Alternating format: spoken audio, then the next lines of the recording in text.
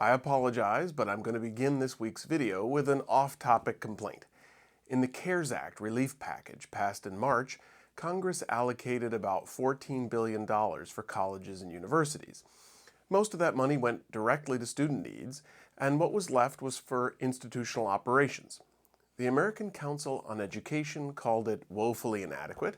The Council, along with 40 other higher education organizations, have lobbied Congress for about $46 billion more.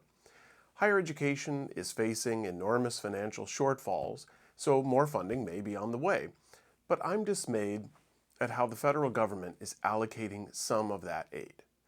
When Congress allocated money for higher education in the coronavirus rescue package, it set aside nearly $350 million for colleges that had, quote, significant unmet needs.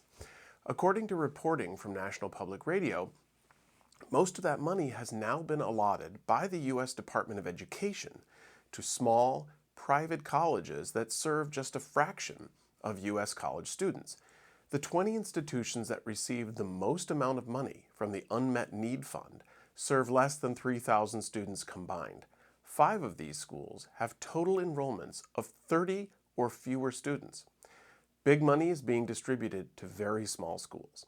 Virginia Beach Theological Seminary, which serves 47 students, is eligible to receive about $500,000 in federal aid. Meanwhile, public colleges, which serve more than 70% of all college students, are facing a steep drop in state funding and local funding. Okay, complaint over. I've been contacted by quite a number of college staff who describe what they do and how little guidance they are receiving about how they will do it in the fall. Many schools have taken public positions on what teachers will be doing vis-a-vis on-ground instruction, but staff work is either described vaguely or not at all. What are recruiters going to do about the massive college fairs they attend?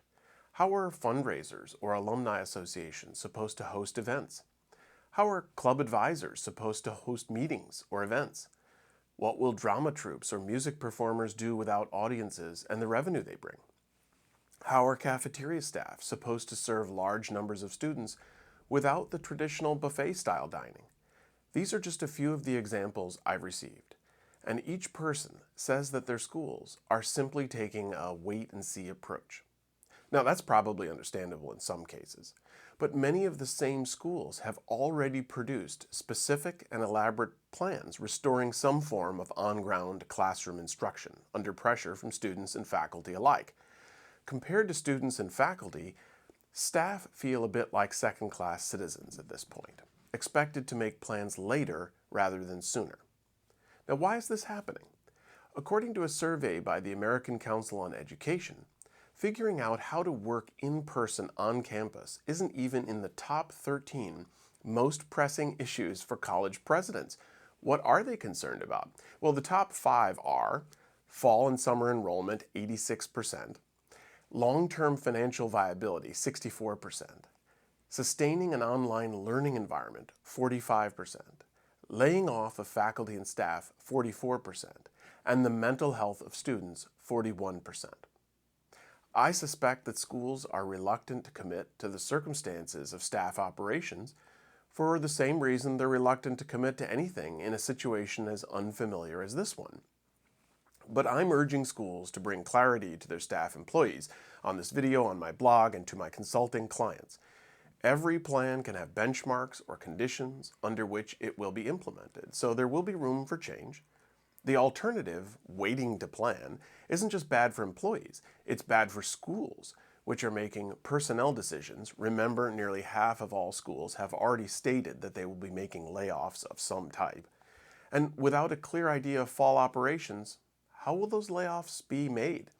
Budget and personnel decisions should flow from strategy, not the other way around.